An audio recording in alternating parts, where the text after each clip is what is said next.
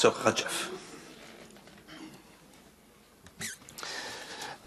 Merci, Monsieur le Président. Bon, Madame Ardiel, si je devrais vous poser la question, oui. Vous avez fait un exposé. Je ne vais pas apporter mon appréciation sur un exposé, mais est-ce qu'il y a des choses à refaire si vous devrez refaire votre exposé? Pardon? Par rapport aux questions qui ont été posées, oui. Si vous devrez refaire l'exposé, est-ce que vous allez le présenter de la même manière? Peut-être par rapport à la question qu'a posée M. Hamadou, je pense que ça n'a pas été convaincant. On n'a pas aimé la manière dont on a introduit le deuxième axe de recherche, qui est l'analyse comportementale. Ça ne veut pas dire que je relance, ça ne veut pas dire que ce que j'ai dit n'était pas correct, mais ça veut dire qu'il faut renforcer peut-être aussi, en parlant aussi même des interactions qui interviennent entre les différents agents. D'accord. Je reposerai la question d'une autre manière. Oui. Alors, est-ce que vous garderez toujours les termes approche classique et approche comportementale? Oui, je dirais oui, parce que c'était... D'accord. J'ajouterai donc ma troisième question qui va s'enchaîner. Oui. Ça veut dire quoi? Vous étudiez le même problème avec deux approches différentes. Oui, mais au fait, parce que une approche peut répondre à une situation que l'autre ne peut pas faire. C'est quand on dit que l'approche classique, ce n'est pas uniquement pour améliorer. Attends, vous répétez ce que vous avez dit. C'est-à-dire une approche peut répondre à une situation réelle. Situation réelle, c'est quoi? Un problème réel. C'est-à-dire quand on parle par exemple de l'approche classique, ça ne veut pas dire que c'est à revoir carrément. Ça ne veut pas dire que ça ne répond pas à des situations réelles. Non, c'est-à-dire qu'il y a des situations qui n'ont pas été prises en considération. Il y a eu des paramètres qui n'ont pas été pris en considération et qui répondent à d'autres situations réelles. Donc ce n'est pas le même problème que vous étudiez. Oui, par rapport au réel, ce n'est pas le même problème. Vous me comprenez? C'est-à-dire, j'ai un modèle de file d'attente LMA par exemple. Prenons le modèle. Oui, c'est pas moi qui pose les questions, c'est vous qui posez les questions. Vous n'étudiez pas le même problème. Deux problématiques différentes vous étudiez. Pardon? C'est deux problématiques différentes. Oui, deux problématiques différentes. C'est pas la même problématique que vous étudiez avec deux méthodes différentes. C'est deux problématiques. Là, je suis d'accord, oui.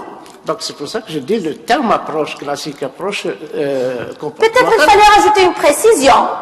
Oui. Il faut rajouter une précision. Bien. Alors,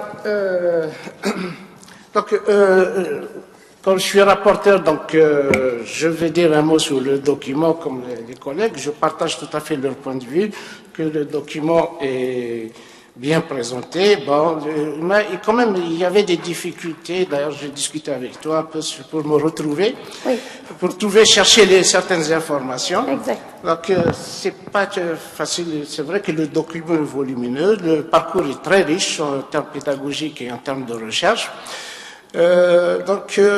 Sur la pédagogie. Donc, je vais intervenir sur l'aspect pédagogie. Vous êtes responsable d'un master, vous gérez un master, le MMTD, modélisation mathématique et technique de décision, après un certain nombre d'années de fonctionnement. Est-ce que vous ne pensez pas qu'il est temps de l'arrêter ou le modifier? Bon, l'arrêter, je pense qu'il est toujours utile de le garder, mais l'enrichir, oui. C'est-à-dire, peut-être, il va falloir le réaménager. Ça, je suis d'accord. Mais l'arrêté, je pense qu'il répond. L'arrêté, ça sera peut-être. L'arrêté, mais il faut pas. Pourquoi l'arrêter? Par quoi va-t-on le remplacer? Ça, il faut discuter d'abord par quoi remplacer pour décider de l'arrêter. Si c'est quelque chose qui est beaucoup plus bénéfique et qui apporte beaucoup plus de connaissances et d'outils à l'étudiant, je suis d'accord. Mais sinon, pour l'arrêter, parce qu'il a beaucoup fonctionné, là je suis pas d'accord, parce qu'il a déjà répondu. Mais en tant que responsable, est-ce que vous avez fait une évaluation de ce master? Oui, c'est vrai que l'évaluation, en fait, parce que le temps a changé. Quand on a commencé avec un petit effectif. Ouais. Maintenant, on est débordé. Je ne pense pas sur les effectifs, c'est pas le plus important. Sur l'impact de cette formation. Oui, mais est-ce que le contenu de cette formation a donné sujet l'application de ces résultats, enfin des enseignements Je donnés. pense qu'il a donné ses fruits parce qu'on voit qu'il y a des thèses déjà, beaucoup de thèses issues du master MMTD. On voit qu'il y a beaucoup de nos étudiants qui sont recrutés, que ce soit en entreprise, que ce soit dans le domaine de l'enseignement, ici ou bien à l'étranger. C'est-à-dire qu'on voit le fruit de notre formation. Mais pour dire qu'on va l'arrêter, je pense, surtout à ce niveau, que les étudiants ont commencé à mieux le comprendre. Nous-mêmes déjà, on a commencé parce que quand on assure une formation au bout de 3 ans et qu'on continue pour les 3 autres années, ça change. C'est pour ça d'ailleurs qu'il y a cette manière de réaménager ces formations-là. Réaménager, je suis d'accord. C'est-à-dire, on voit qu'il y a des lacunes, il y a des manques dans la formation. On peut l'enrichir davantage. Oui, si on devrait sur un processus pour le réaménager, qu'est-ce qu'on devrait faire réellement? Qu'est-ce qu'on devrait faire? Donc, nous avons combien d'années déjà? De 2011. Disons que... C'est 2009, la première promo c'était en 2010, donc c'est 2008. 2008. Ouais. Comment procéder? Il faut savoir vers quelle direction y aller, qu'est-ce qu'il faut changer, qu'est-ce qu'il faut aménager, qu'est-ce qu'il faut... Pour moi, s'il y a lieu de réaménager, c'est parce que quand on voit les enseignements du M1 et de ME et du M2, il y a du stochastique par exemple, et il y a de l'optimisation. Mais on ne trouve jamais un module qui relie les deux.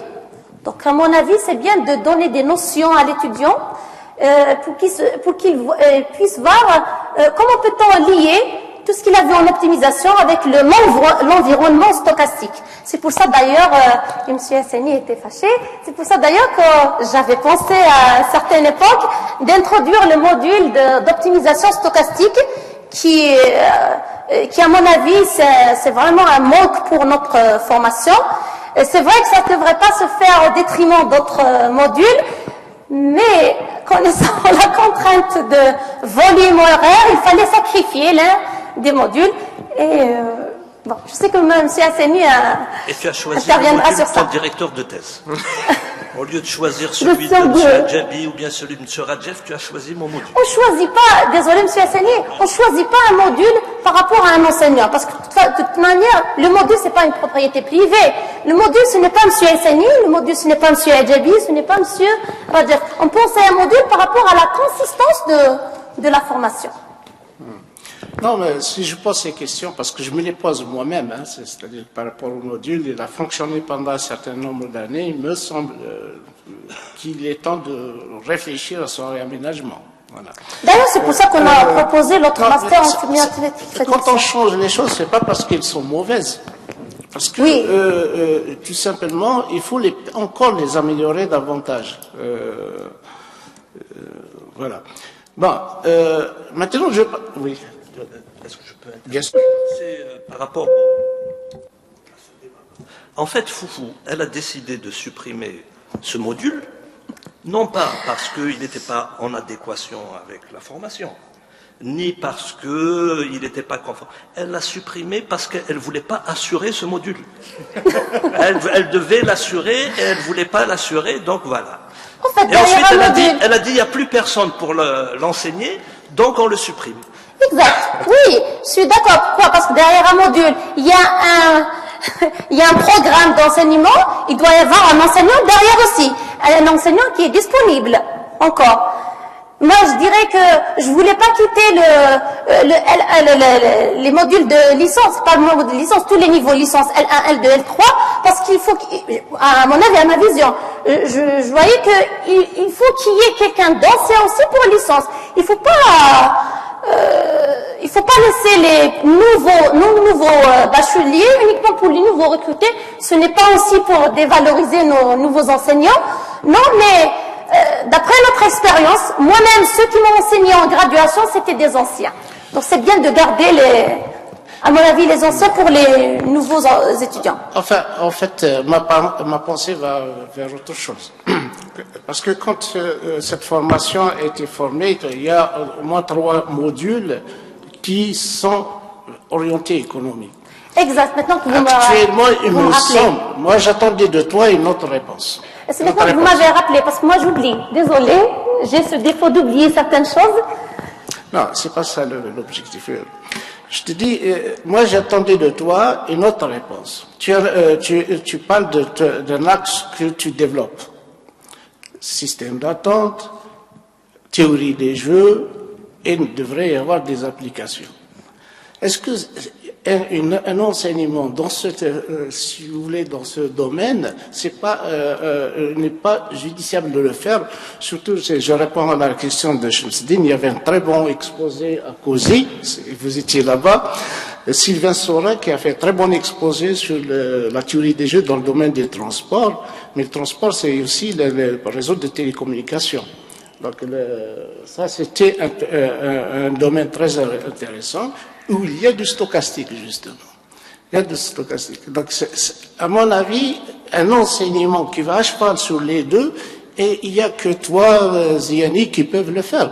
Moi-même, je ne pourrais jamais le faire, parce que je ne suis pas spécialisé en fil d'attente. Je peux enseigner la théorie des jeux, mais pas les systèmes d'attente. Et ils enchaînent justement sur ça. La richesse du Lamos, c'est ça. La richesse du Lamos, c'est que nous, on était de profils différents. M. Adjabi, M. Aïsseni et moi-même.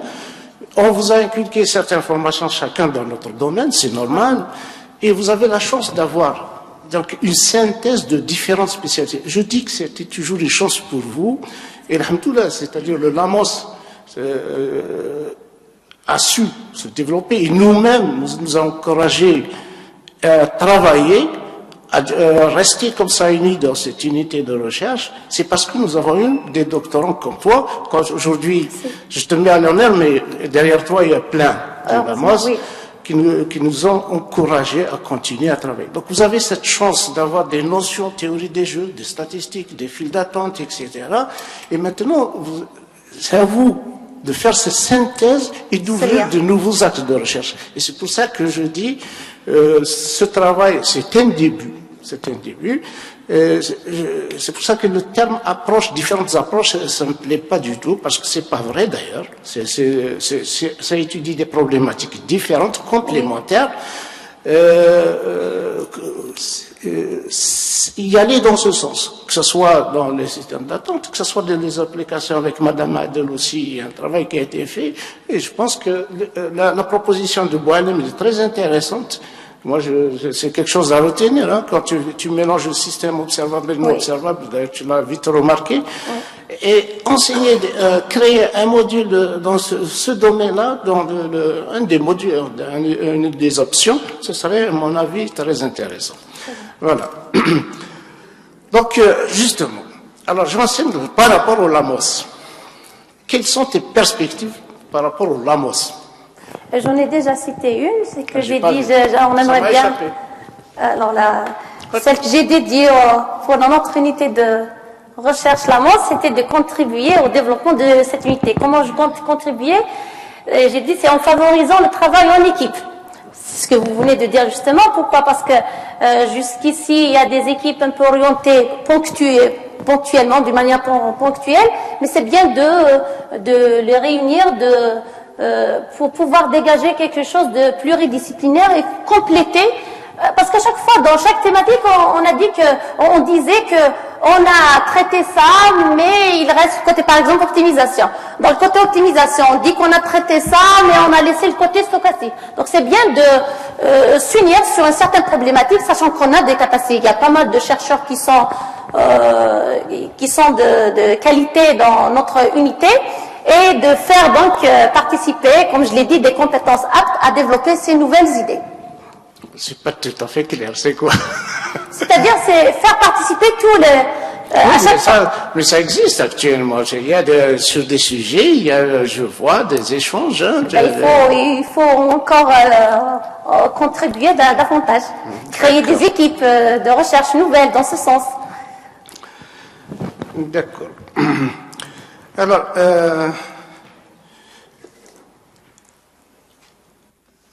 par rapport aux perspectives, alors certaines perspectives, tu peux les reprendre s'il te plaît, que je n'ai pas compris. J'aimerais bien si tu peux nous dire. On a commencé. alors que le comportement asymptotique. Là, franchement, c'est quelque Oui, chose que pour le comportement asymptotique, moi je parle. C'est le deuxième axe. Là, Ça répond un peu même à ce qu'a dit Monsieur Boualem, c'est dans le cas non markovien par exemple. C'est dans à ma vision des choses, hein, quand je parle de comportement asymptotique, c'est lorsqu'on est dans le cas non markovien, où toutes les performances sont données d'une manière soit sous forme transformée de la place, soit fonction génératrice, donc qui sont difficiles à exploiter. Donc à mon avis, si on veut lier les deux, je dirais encore approche classique et comportementale, donc il va falloir étudier le comportement asymptotique, c'est-à-dire comment peut-on imaginer cette notion d'équilibre, par exemple, lorsque je fais les choses d'une manière approchée. C'est la chose que je ne connais pas encore, que j'aimerais bien explorer.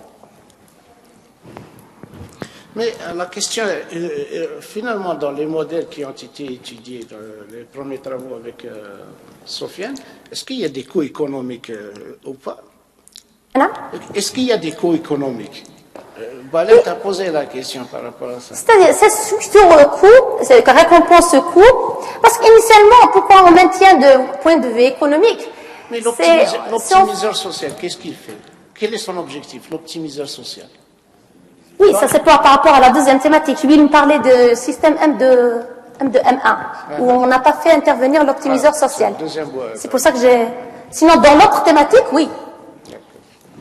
L'autre modèle. Voilà. Maintenant, je reviens à la citation d'Albert Einstein. Tu peux revenir? Pardon, je n'ai pas bien entendu. La citation d'Albert Einstein. Oui. Bon. Parce que tu as parlé dans tes activités, tu fais de la modélisation, donc c'est un modèle. Oui. Est-ce qu'il répond à toi? La dernière, je ne pense pas. C'est pas du tout moi. Est-ce qu'il ne manque pas quelque chose en tant que femme algérienne surtout? S'amuser. Oui, en tant que femme, je suis algérienne, ce terme ne colle pas du tout avec notre société. Non, je pensais à autre chose. Le travail de la mère, quand même, qui manque ici. Non? Il est dans travailler, c'est-à-dire tout type de travaux. Mais vous l'avez dit pour les étudiants, donc ça sous-entend, c'est travailler. Voilà. Je ne terminerai pas sans dire un mot sur Mme Audia. Bon, je l'ai dit, elle fait partie donc, de nos premiers doctorants au LAMOS. Et elle, comme beaucoup d'autres, c'est eux qui nous ont donné l'envie de travailler, franchement, parce que sans avoir de bons étudiants, ça ne n'encourage pas aussi à faire la recherche. Et c'est eux qui nous ont donné cette force de s'organiser, de continuer à travailler la recherche. Et on a, c'est-à-dire qu'on a, contrairement à beaucoup de labos de recherche qui sont nés morts, ce laboratoire a pu se maintenir. Et je suis content que, si vous voulez, que Mme Audier est arrivée à tisser, à faire un pont entre deux disciplines différentes. Donc ça, c'est un élément très important parce que ça fait longtemps que des gens ont trouvé dans leur lecture, dans leurs travaux, des approches par les jeux qui ont voulu, mais n'ont pas toujours eu ce courage de faire le pas parce que c'est pas évident, hein, c'est pas évident. Elle a réussi donc à franchir ce pas. Ce qui nous donne un peu cette richesse au niveau du LAMOS, c'est que ça ouvre, comme je dirais, un nouveau axe qui est à cheval sur deux spécialités, c'est une richesse encore pour notre labo, parce que je suis convaincu qu'ils vont trouver beaucoup d'applications, J'ai des collègues dans leurs interventions ont remarqué, ont souligné ça. Voilà, donc j'ai eu travaillé ces dernières années, encadré avec elle des thèses de doctorat, donc Ziani notamment, et un autre. Je pense que elle recèle beaucoup de capacités, beaucoup de volonté de mener un travail de recherche. Et je vous encourage vivement. Voilà. Merci, Monsieur le Président. Merci, professeur.